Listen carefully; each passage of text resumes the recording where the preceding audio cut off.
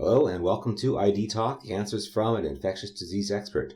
I'm Dr. Sean Elliott, a pediatric infectious disease specialist with Tucson Medical Center, professor emeritus of pediatrics at the University of Arizona College of Medicine, and leader at the Arizona chapter of the American Academy of Pediatrics.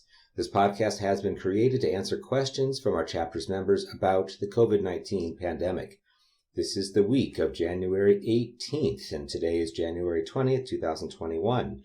Globally, the world is over 96 million total cases of COVID-19, with over 2 million deaths recorded since the start of this pandemic. In the United States, as of today, we are at 24,255,000 cases, with over 400,000 deaths recorded. Specifically to children in the United States, we are nearly 2.5 million kids with affected cases, and that is 12.6% of the total population. That comes out to a rate of 3,336 per 100,000 children in the United States. Looking now at Arizona, yes, unfortunately, it is true we remain at the top or near the top in terms of our attack rate. That is calculated in a per 100,000 population. So while the total numbers may be higher in other states of the country, Arizona's attack rate, numbers of cases per 100,000, remains at the very top. Specific to children in Arizona, cumulatively, we are almost at 100,000 total cases. In fact, probably by the time you listen to this podcast, we will be at and over 100,000 total cases, accounting for 15.6% of the total population of birth through 20 years of age, comparing that nationally to 12.6%. Our rates per 100,000 children up to age 20 is 5,431. Comparing that significantly higher than the national rate of 3,336. There is a lot going on as I speak. Most of that, thankfully, is vaccine delivery and vaccine outreach. As I think most of us currently are aware, there are 2 current vaccine products being delivered as I speak into the arms of willing recipients. Those are both messenger RNA vaccines produced either by Pfizer or by Moderna. Both have almost identical efficacy, that being 95% success rate, and both have similar side effects after injection, that including significant injection site tenderness, followed in some cases by mild to moderate vaccine reactions. Those are including malaise, fatigue, some complaining of myalgias and rigors. So, it's a fairly typical, albeit somewhat dramatic vaccine reaction. There are new vaccines coming down the pipeline. Again, AstraZeneca and Janssen Pharmaceuticals, that's a division of Johnson & Johnson, both are working on an adenovirus vectored vaccine. This is a very typical, traditional model of vaccination. Both are still working on phase 3 clinical trials in the United States, but both have achieved emergency use authorization elsewhere in the world, most especially in the United Kingdom. The benefit of the Janssen pharmaceutical, once it is approved here in the States, is that it is a single dose. And data from the phase 1 and phase 2 trials from that vaccine product were just published in the New England Journal of Medicine with a very significant seroconversion rate.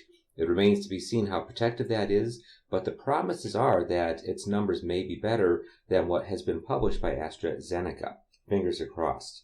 This is all well and good, but of course the major question is, what about kids?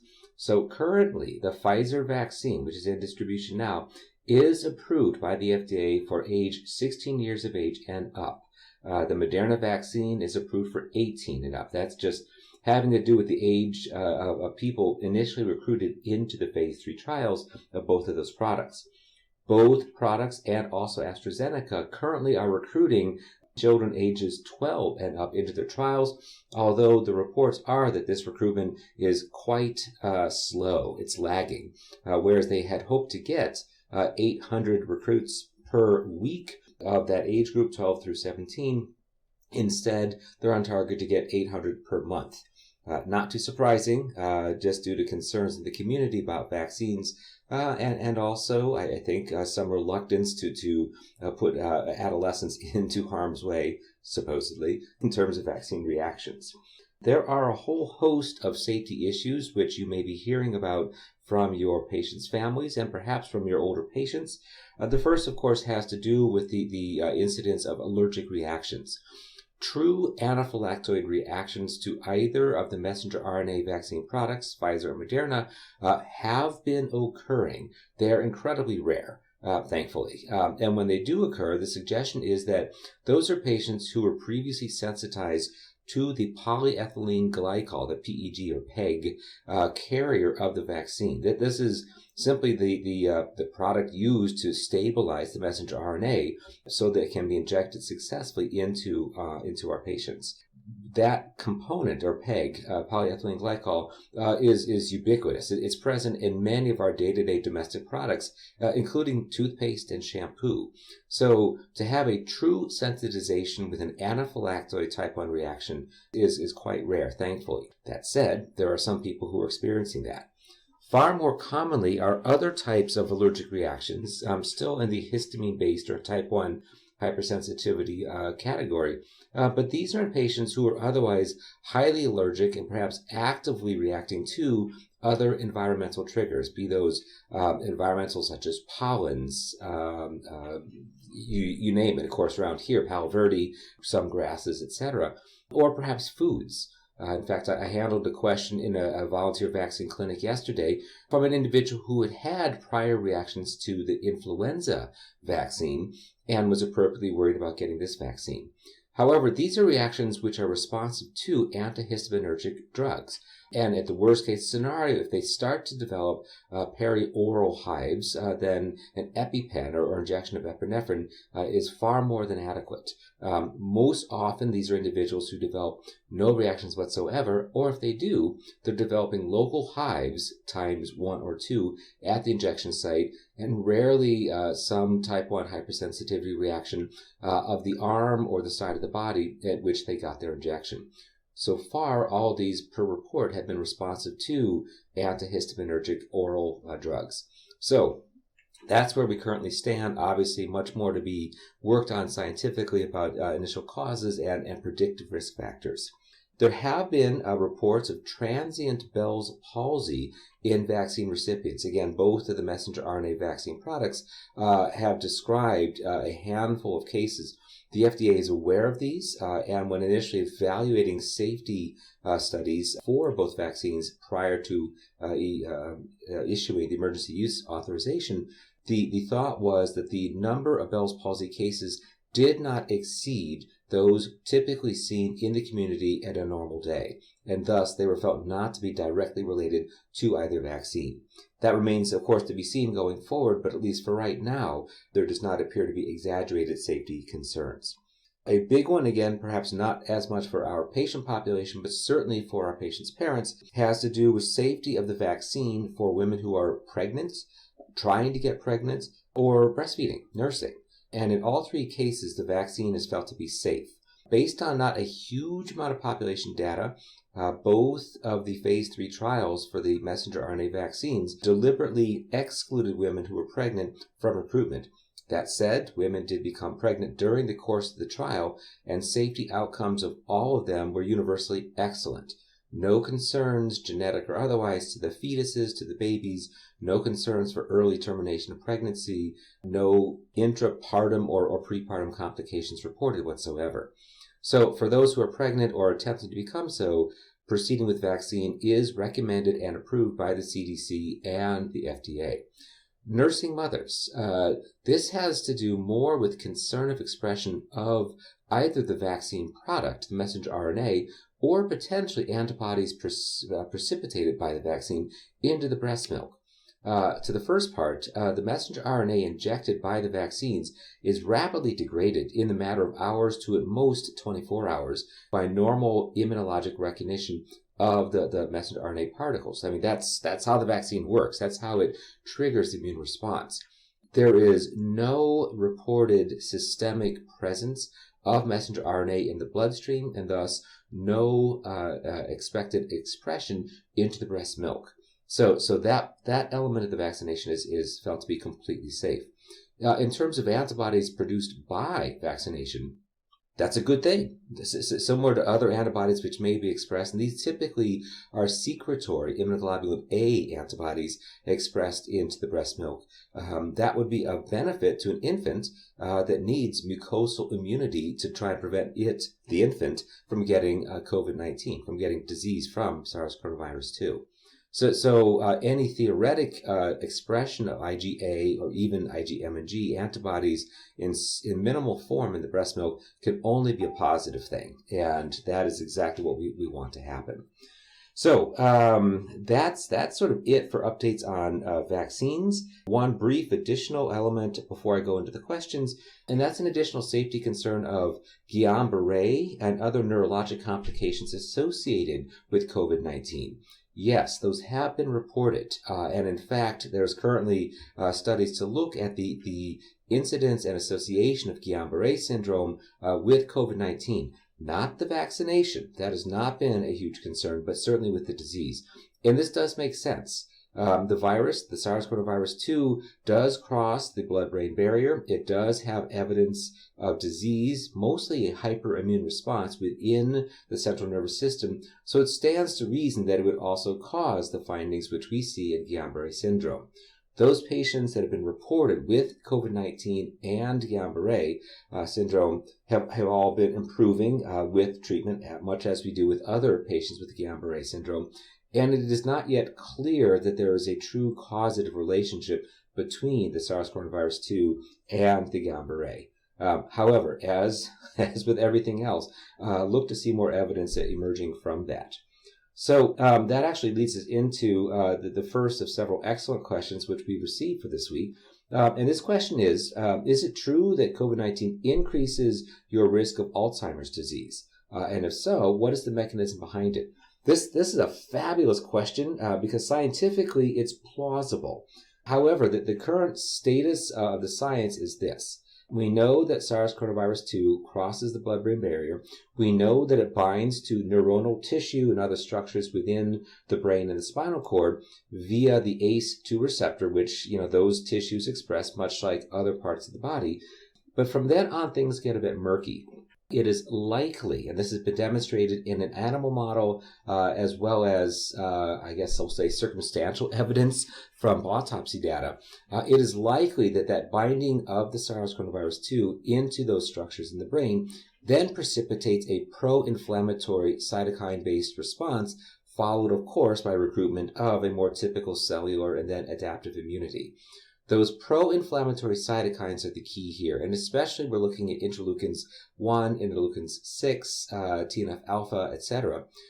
Those cytokines being upregulated are the likely cause of the dementia, of the encephalitis, of the Guillain-Barré, of all the other neurologic complications that have been reported in patients who have COVID-19. And in addition, for that matter, they're likely responsible for the hyperpermeability of the central nervous system vasculature, leading to the coagulation defects, the strokes, which have been reported quite commonly in adults and older adults, now I guess some young adults as well, with COVID-19. That mechanism is very similar to the initial injury which is seen in Alzheimer's disease. Which then leads to, in those who are genetically susceptible, the amyloidosis, the amyloid plaque deposition. However, to date, it has not been demonstrated that SARS-CoV-2 triggers the deposition of plaque formation, except in those individuals, those adults, who are already genetically at risk for that. So, it's one of those true and not completely related, but the mechanism of initial injury is identical. So I hope that answers the question. It is very true that emergency departments have seen a huge increase in patients presenting with dementia as their primary presenting complaint in active COVID-19 disease.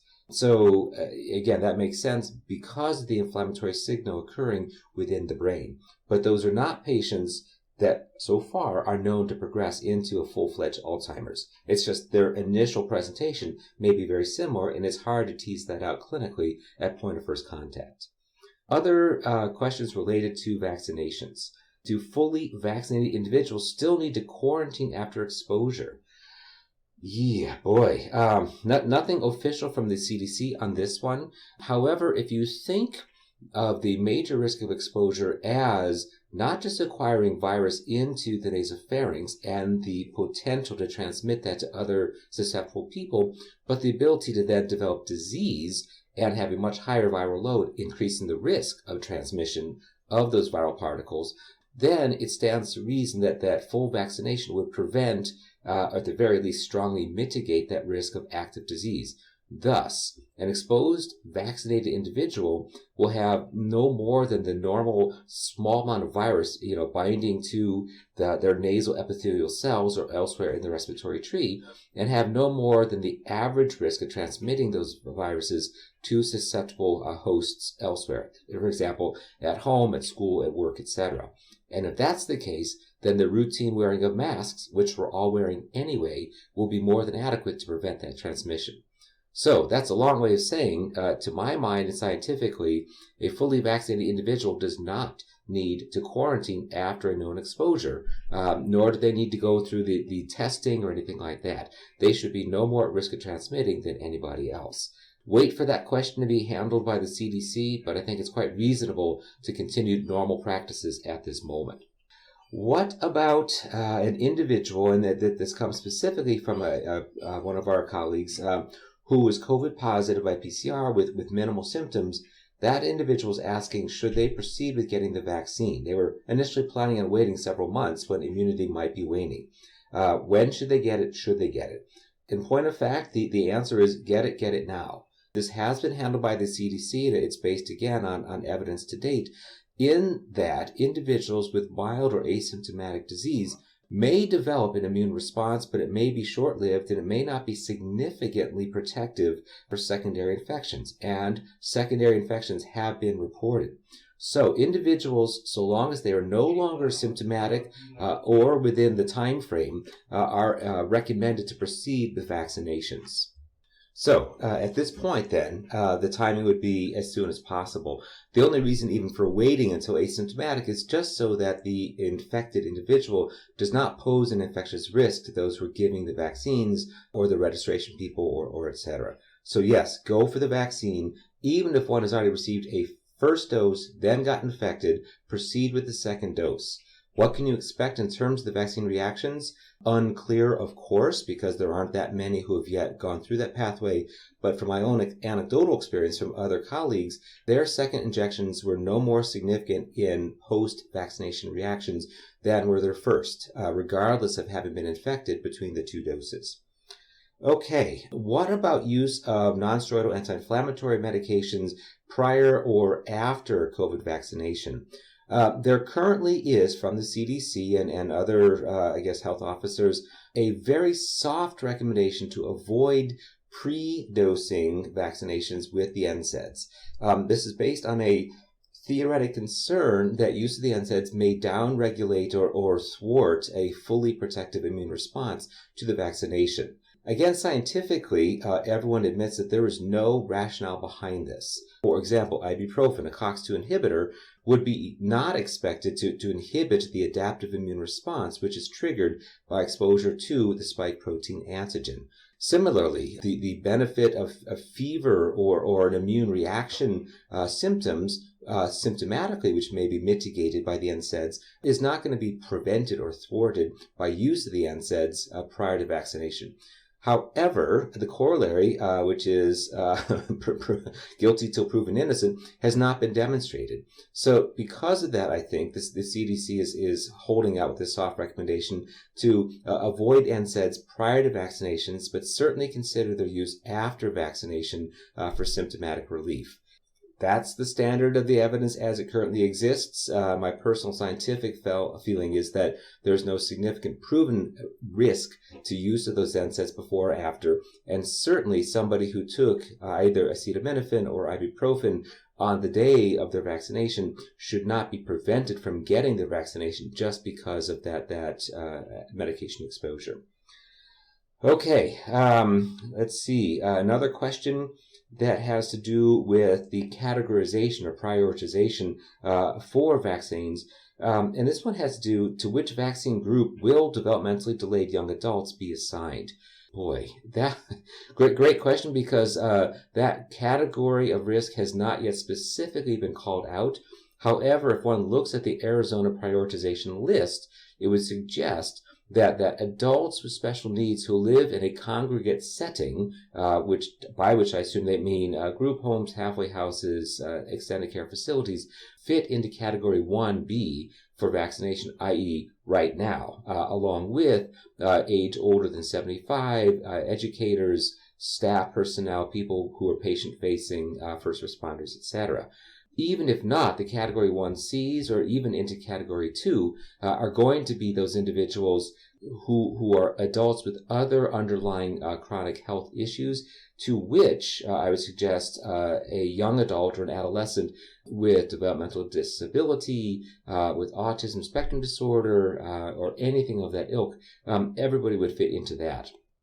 Ultimately, I think it's going to be our call as the primary care providers to say, this is a patient with special needs and additional chronic disease, and they fit into that category 1B, or at the very least 1C. And if so, they should be able to be offered vaccination sometime in the next couple weeks to at most months.